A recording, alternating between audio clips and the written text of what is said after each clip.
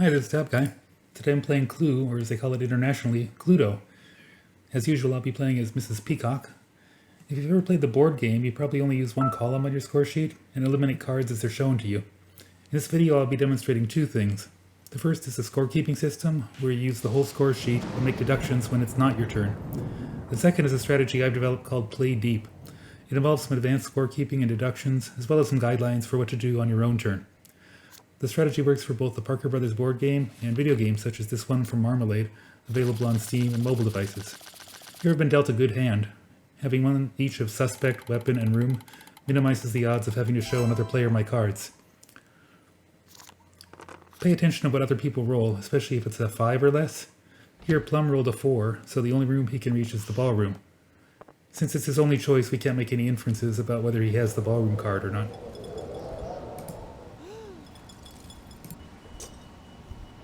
Scarlet disproves Plum's suggestion, so we know she has one of those 3 cards. Notate this by putting a number in each of those rows in Scarlet's column. I also put an exclamation point in Plum's column to indicate that he's less likely to have these cards in his hand. He could be bluffing by suggesting cards that he's holding, but people tend to suggest cards they don't have more often than those they do.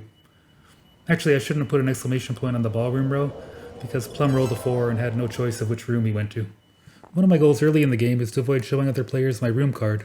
It's the 2 players seated to my right that concern me most, namely Scarlet and Plum. Here Scarlet moves herself to the kitchen, which is far away from my lounge. Likewise, Plum has moved a long way from the lounge. So when my turn comes, I won't be concerned with moving one of them to another room. Scarlet suggests Scarlet, which is one of my cards, so I have to show it to her. It's fairly common for players to call their own number, so I was half expecting this to happen. I'll go ahead and enter an exclamation point for the other 2 cards she suggested. And now it's my turn. The Play Deep strategy has some do's and don'ts when it comes to making suggestions. For this turn, I'll focus on the do's. The ideal cards to suggest show up on your score sheet as rows with 3 or 4 spaces followed by a number. I happen to have 3 of these ideal rows. For now, I'll circle those items to remember that I've already suggested them, because it's a good idea not to repeat any suggestions on your first 3 turns. But those who can't disprove my suggestion don't have any of those cards. Aha, Plum was bluffing about at least one thing. So on this turn I killed 2 birds with 1 stone. I learned that Plum has Peacock, and I was able to erase 1 number from Scarlet's column. The computer automatically did the basic scorekeeping, but I had to erase the 4 myself. The set of 3 numbers in a column is called a notation group. Here I reduced the notation group from 3 numbers to 2. When it gets down to 1, replace it with a check mark and erase the numbers. I use the number 4 for my notation group because Plum is the one who made the suggestion, and he's in column 4, both in my score sheet and across the top of the screen there. It's important to keep track of who made each suggestion. I'll explain why during the second round. Orchid's suggestion is pretty close to Scarlet's earlier suggestion, which I disproved. So it's as if Orchid is running Play Deep against me, trying to figure out which of those 3 cards I don't have. This time I'm using the number 1 for my notation group because Orchid is in column 1. So about all these exclamation points that I'm putting on my scorecard, they aren't strong enough to make any solid deductions. They only come into play late in the game, like on your final turn or when you're making a final accusation, and you want to make an educated guess about the solution. For example, if there were 2 rows, each with 3 X's and no numbers, I'd be inclined to choose the row that had 1 or 2 exclamation points, rather than a row that just had 3 X's and 2 blanks. The opposite of an exclamation point is a question mark. It means that a player is more likely to hold that card. This usually arises when 2 notation groups overlap on a single row. In other words, if 1 cell in a column contains 2 numbers, then go ahead and add a question mark to that cell. Ouch! Mustard rolled a 3 and can't make it to any room. Usually in this situation I try to block a door or something. Yep, that's exactly what Mustard did. He blocked one of the exits for Plum and me. So now unless we get a really large roll, we're going to have to exit to either the kitchen or the dining room. Okay, so Plum rolled an 8. From the ballroom, that's usually enough to reach the conservatory or the billiard room, but because of Mustard's blockade, Plum's only choices are the kitchen or the dining room, and he chose the dining room.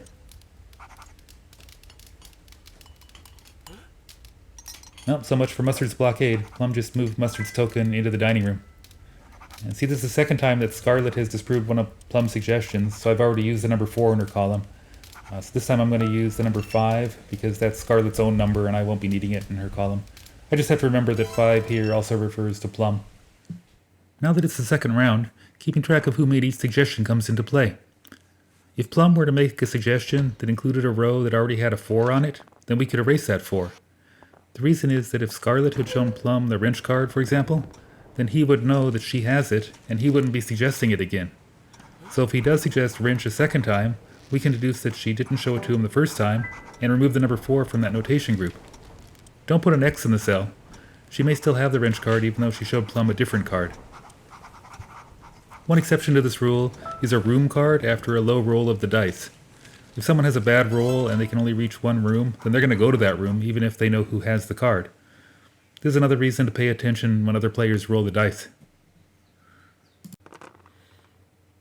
Okay, I rolled a 9, and because Mustard's blockade is broken, I have my choice of the 4 rooms I mentioned earlier. Plum is currently sitting in the dining room, which is too close for comfort to the lounge. So one of my goals for this turn is to move Plum away from the lounge. Conservatory won't work because there's a secret passage from the conservatory to the lounge. I'm going to choose the billiard room because it's adjacent to other rooms I might want to explore in the future. Weapons here, most of them have a number near the left, and I don't want to choose wrench again, so I'm going to go with candlestick because it has a completely blank row.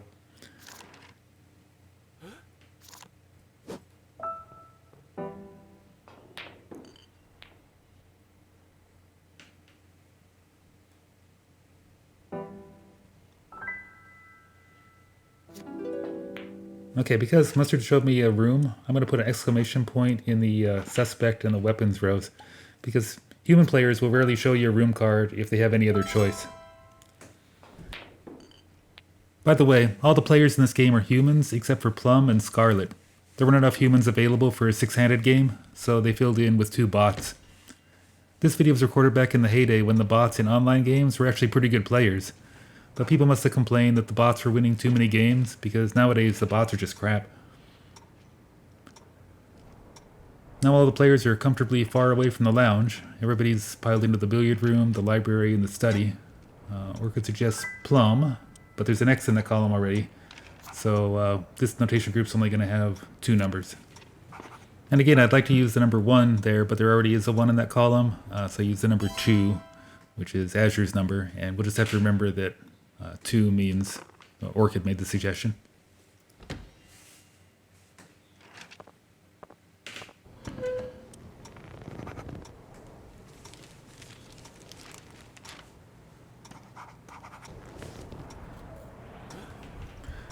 So Azure suggests mustard, rope, and study, and that's exactly the same suggestion that Scarlet made last time. And with the same result, Orchid disproves. So I'll go ahead and lay a 2 in next to the 5, because in the future, either Azure or Scarlet might suggest one of those, and we'd be able to erase the 2 and 5. And also there was a 4 that got crossed out, but there's still 2 4s remaining in that column, so I can't make a final decision there on which card she has.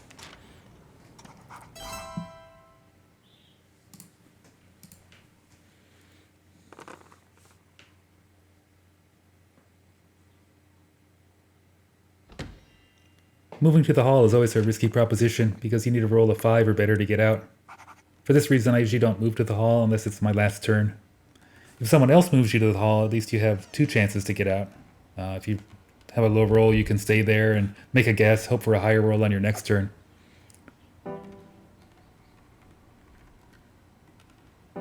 Now, this one's coming to me with the dagger.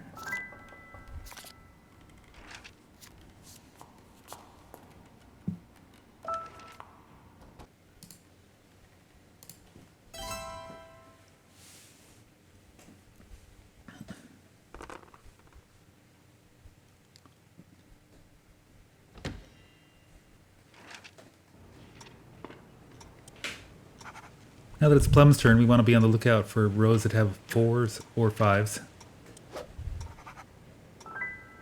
Hey, look, it happened. He suggested lead pipe again, which he suggested earlier, so we can erase that 5. There's only 1 5 left, so now we know that Scarlet has the dining room.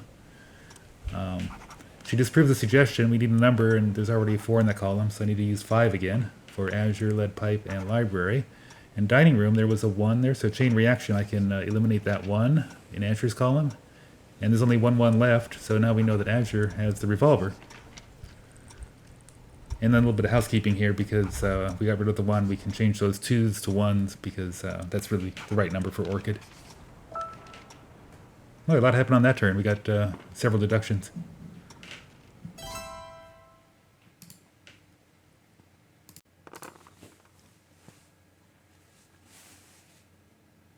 Scarlet's taking a chance and moving to the hall also. So each player has 3 cards. We now know that Scarlet has the dining room, and she also has one of the 4s and one of the 5s. That makes 3 cards, so I'm Xing out everything else in her column that isn't a 4 or a 5. We don't know what she has, but we know what she doesn't have. Okay, Mustard disproves, so I'm going to enter the 5s in his column first. There'll be 3 of them. And there was a number 1 that got X'd out in Azure's column. There's only one number 1 left, so we know Azure has the library. And that eliminates a 2. I'm going to employ something here called the 2-3 rule. See, in Mustard's column, there's a notation group with 2 number 2s and another notation group with 3 number 5s, and the 2 notation groups completely overlap. When that happens, you can erase the lone 5 and reduce the triple to match the double. You gotta watch out for that because it comes up in different orders.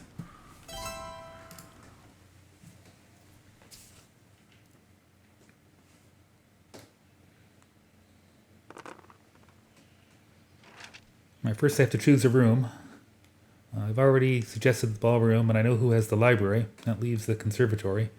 It has a secret passageway to the lounge, so I want to be careful who I put there. Azure's looking good. It's got 4 spaces and a number, so we'll go ahead and choose Azure. There are no good choices for weapon. I know who has the revolver, and I've already suggested Candlestick and Wrench.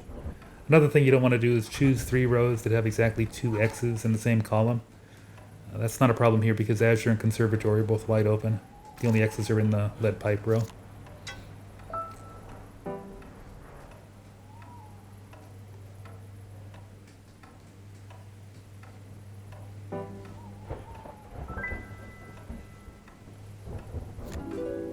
Well, that could have worked out better. I already knew that Mustard either had Orchid or the lead pipe. I just used my turn to narrow it down from 2 possibilities to 1. I probably should have bluffed with Dagger. But with the chain reaction, at least I figured out who has Azure, so not a total loss.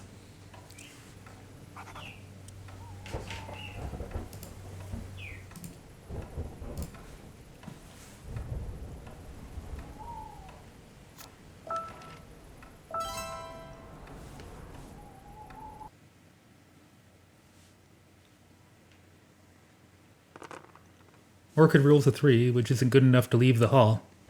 Lucky for her, someone else moved her to the hall, so at least she gets to stand there and make a suggestion.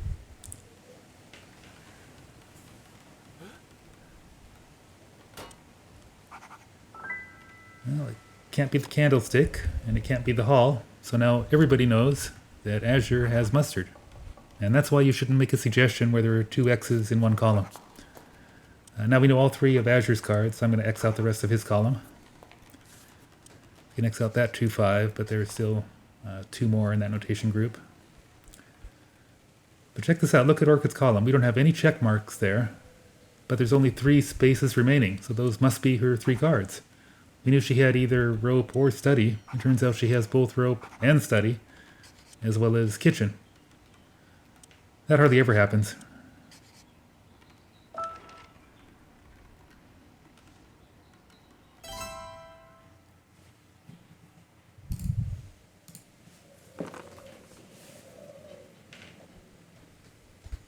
Azure takes the secret passageway to the lounge. It's my own fault for setting him up in the conservatory like that. But he's pretty far around the table, so I'm not concerned about it coming to me. Oh, he also suggests Scarlet, which I have. So if it does come to me, I'm going to show him Scarlet. But no, Plum gets in the way. He doesn't have Scarlet or Lounge, so he must have Candlestick. And by process of elimination, we now know that Wrench is the solution. Only 1-4 left, so we know Scarlet has Ballroom. And a bit of housekeeping here. I'm going to quit using circles to mean cards that I've suggested and start using circles to mean part of the solution.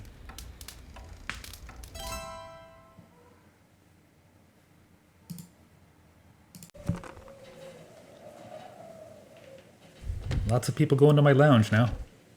Late in the game, it's actually a good thing. When other players are suggesting your room, then they're not stumbling into the solution room and winning the game with a lucky guess.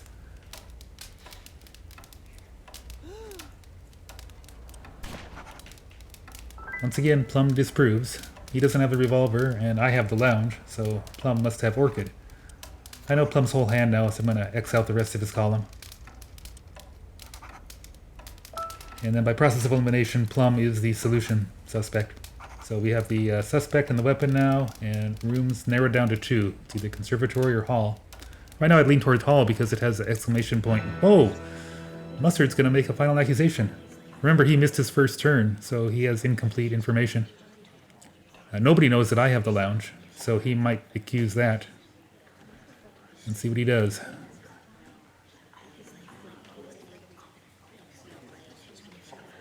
Yeah, Plum is right. No, not Candlestick. Wrong.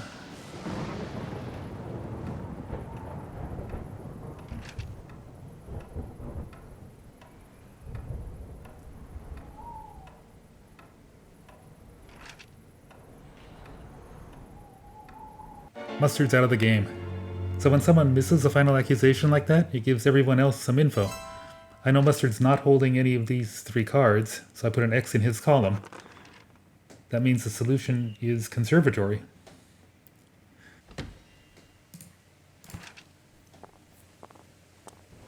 Mustard must have the hall.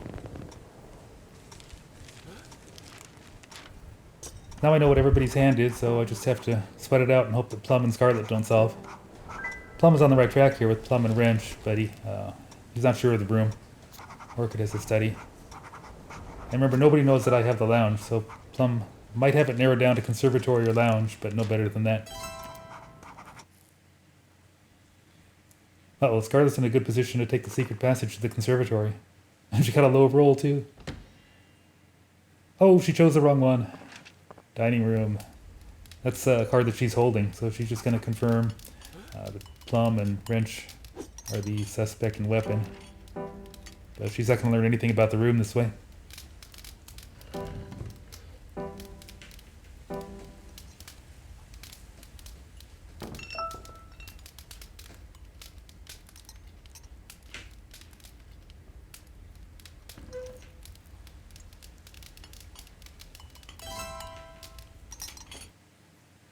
Alright, she passes it to me for the win.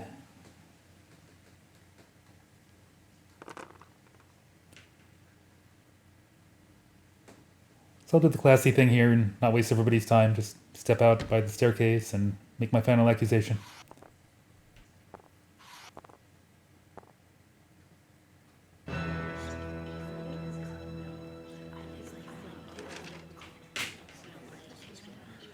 So this was a pretty typical game. I usually have at least a chance to win on my 4th turn. I don't always have the solution going in, so I usually have to make a suggestion, and sometimes I have to even make an educated guess on my final accusation. If you enjoyed this video, check out the description. There's a link to the Hidden Blade there, and you can find the full document on the Play Deep strategy and some other advanced scorekeeping techniques. See you on the Hidden Blade.